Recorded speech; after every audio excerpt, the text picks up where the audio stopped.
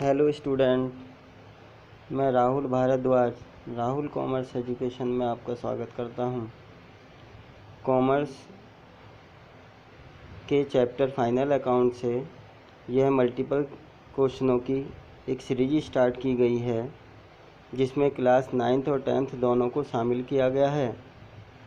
और जैसी problem create हो रही थी, लगभग 2 वीडियो में पता चला कि हिंदी मीडियम वाले थोड़ा सा अजीब सा महसूस कर रहे थे कि कहीं ना कहीं क्वेश्चन समझने में उन्हें प्रॉब्लम आ रही थी। तो उस समस्या का समाधान इस सीरीज़ में किया गया है कि हिंदी और इंग्लिश मीडियम दोनों में ही क्वेश्चन को लिखा गया है। ऑप्शन इंग्लिश में हैं, जिन्हें समझना है और अपने आंसरों को कमेंट में देना है।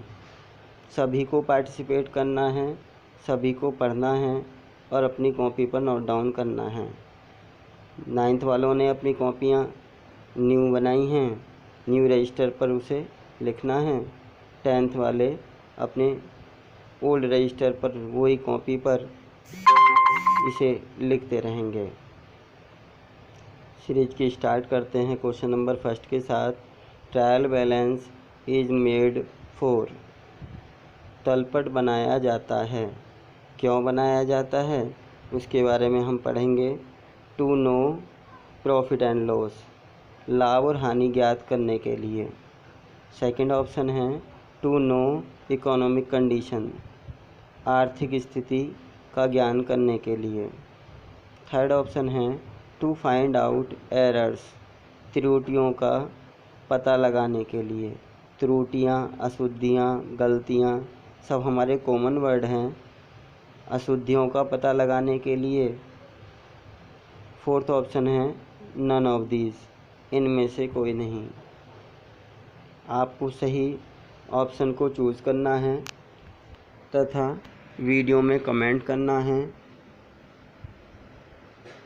और फिर अपनी कॉपी पर नोट डाउन करना है।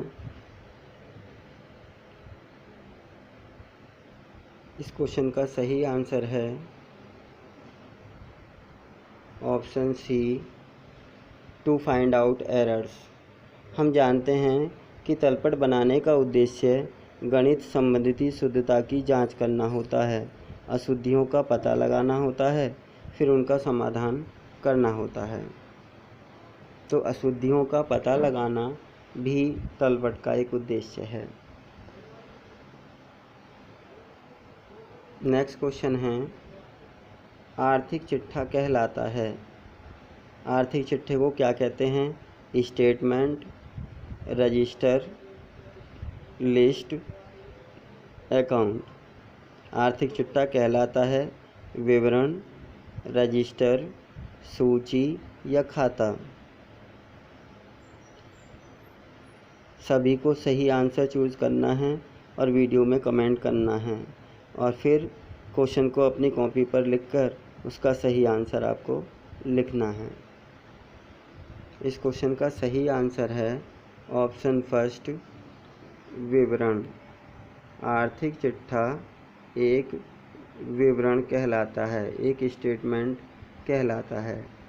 जबकि पहले वाले क्वेश्चन में जो आपने लिखा था, इसका है अशुद्धियों का पता लगाना।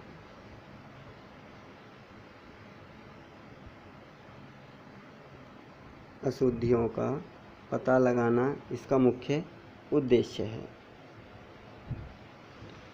नेक्स्ट क्वेश्चन है question third, which serial is correct. कौन सा क्रम सही है वो आपको बताना है।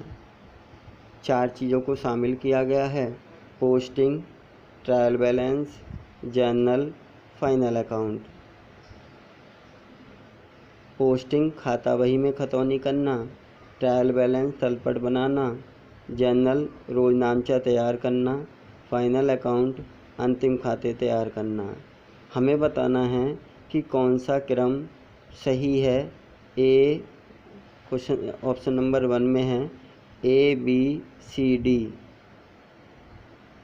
या फिर CABD या फिर BCDA या फिर इनमें से कोई नहीं। हमें इन्हें सीरियल से लगाना है। पहले हम कौन सा काम करते हैं, उसके बाद कौन सा काम किया जाता है, उसके बाद कौन सी क्रिया की जाती है और लास्ट में कौन सी क्रिया की जाती है। हमें अपने आंसर को कमेंट में देना है। इस क्वेश्चन का सही आंसर है ऑप्शन सेकंड ऑप्शन। सबसे पहले हम क्या करते हैं, सबसे पहले हम जर्नल तैयार करते हैं। रोज़नामचे में लेखा किया जाता है, उसके बाद क्या किया जाता है, पोस्टिंग की जाती है। उसकी खाता बही में खतौनी करते हैं और खाता बही में जो खतौनी की जाती हैं उनकी जांच करने के लिए क्या करते हैं, ट्रायल बैलेंस बनाते हैं और उसके बाद क्या किया जाता है, फाइनल अकाउंट तैयार किए जाते हैं।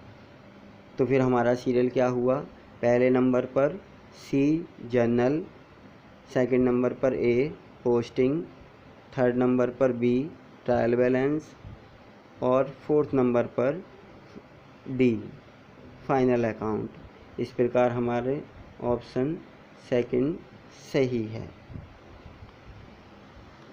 नेक्स्ट क्वेश्चन देखेंगे। The nature of profit and loss account is. लाभ हानि खाता किस प्रकृति का खाता है, personal account, real account, nominal account, none of these. व्यक्तिगत खाता, वास्तविक खाता, नाम मात्र का खाता, इनमें से कोई नहीं।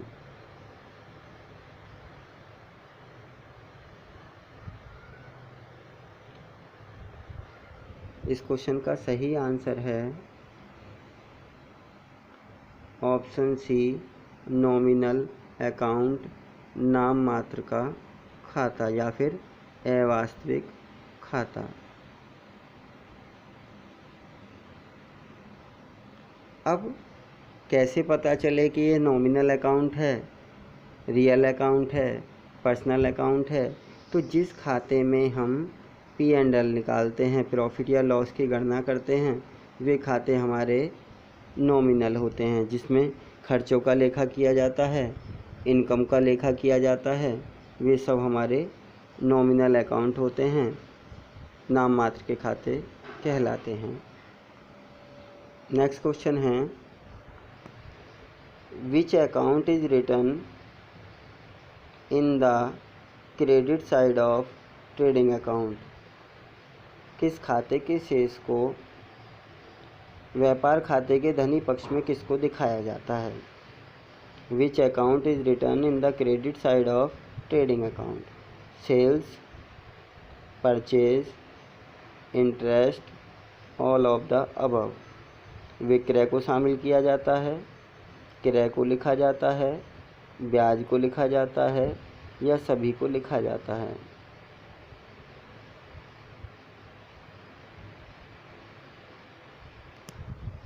इस क्वेश्चन का सही आंसर है ऑप्शन ए सेल्स। हम विक्रय को शामिल करते हैं व्यापार खाते के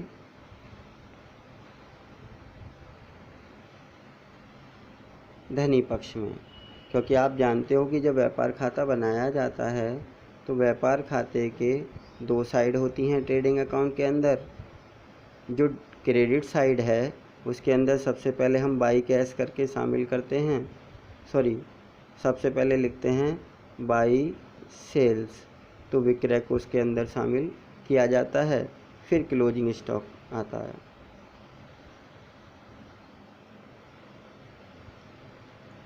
नेक्स्ट क्वेश्चन है, तलपट के दोनों पक्षों का योग होता है। डेबिट साइड बराबर credit side, assets more than liabilities, debit side less than credit side, none of these. तलपट के दोनों पक्षों का योग होता है ऋणी पक्ष धनी पक्ष बराबर, संपत्ति अधिक होती है दायित्व से, ऋणी पक्ष कम होता है धनी पक्ष से, इनमें से कोई नहीं। क्वेश्चन को ध्यानपूर्वक समझना है और फिर कमेंट करना है। मैच करने के बाद सही आंसर को अपनी कॉपी पर नोट डाउन करना है। इस क्वेश्चन का सही आंसर है option first, debit side is equal to credit side. हम जानते हैं कि तलपट के दोनों पक्षों का योग बराबर आता है। ऋणी पक्ष का और धनी पक्ष का योग बराबर आता है।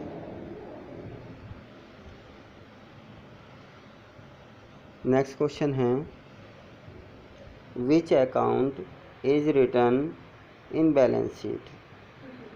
आर्थिक चिट्ठे में किन किन प्रकृति के खातों को शामिल किया जाता है।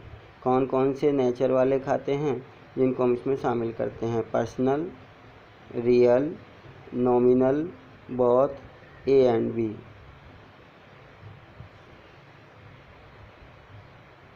व्यक्तिगत खातों को, वास्तविक खातों को, अवास्तविक खातों को या व्यक्तिगत तथा वास्तविक ए और बी दोनों को।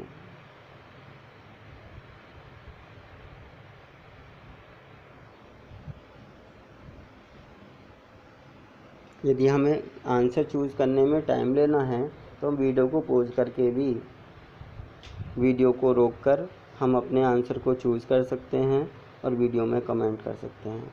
सभी को कमेंट करना है, सभी को अपना पार्टिसिपेट दिखाना है कि अधिक से अधिक किसका पार्टिसिपेट रहा है।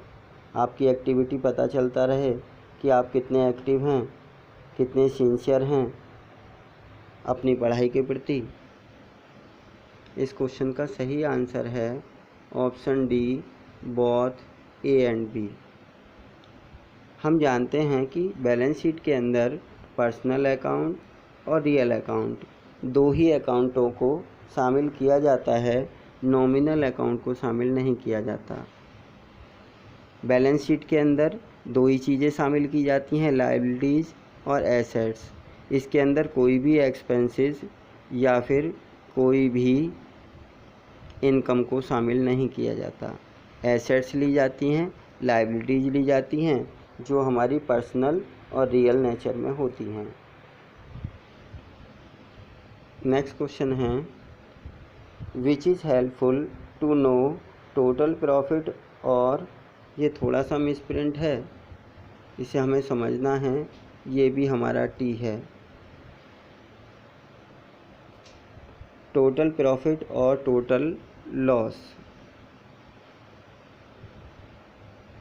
ऑफ ए बिजनेस व्यापार के कुल लाभ या हानि को ज्ञात करने के लिए बनाया जाता है। कुल लाभ ज्ञात करना है, उसके लिए क्या बनाया जाएगा। ट्रेडिंग अकाउंट, व्यापार खाता, प्रॉफिट एंड लॉस अकाउंट, लाभ हानि खाता, बैलेंस शीट, आर्थिक चिट्ठा, नन ऑफ दीज, इनमें से कोई नहीं।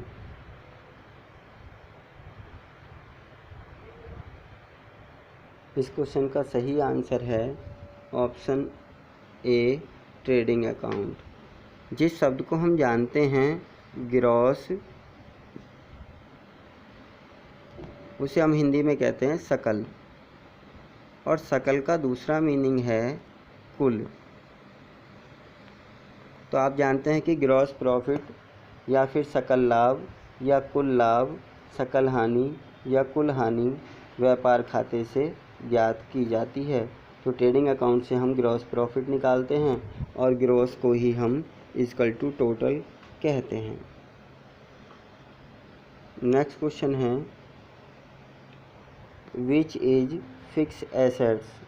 निम्नलिखित में स्थायी संपत्ति है कौन सी। Cash, cash at bank, machine, both A and B. Cash and cash at bank, रोकड़, रोकड़ बैंक में, मशीन, कैश तथा रोकड़ बैंक में दोनों ही। हमें क्वेश्चन को ध्यान से पढ़ना है, अपने आंसर को कमेंट करते रहना है।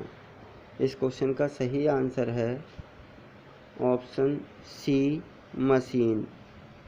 हम जानते हैं कि मशीन हमारी स्थायी संपत्ति है। स्थायी संपत्ति वह संपत्ति होती है जो अधिक समय तक लाभ पहुंचाती है। एक बिजनेस के अंदर मशीन को ख़रीदा गया, 5 साल, 10 साल, 15 साल लगभग वो हमारे बिजनेस में यूज़ की जाएगी। तो जो लॉन्ग पीरियड के लिए यूज़फुल होती हैं वो हमारी फिक्स एसेट्स होती हैं, स्थायी संपत्तियां कहलाती हैं। नेक्स्ट क्वेश्चन है, इस सीरीज़ का लास्ट क्वेश्चन है, निम्न में स्थायी संपत्ति नहीं है। कौन सी संपत्ति ऐसी है जो स्थायी संपत्ति नहीं है? Furniture, cash, machine, building.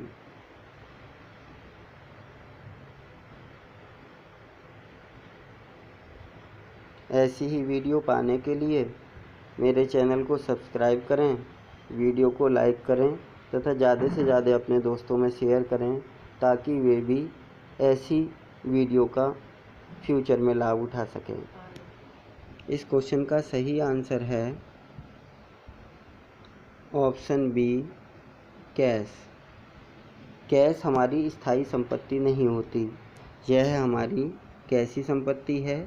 यह हमारी चालू संपत्ति होती है।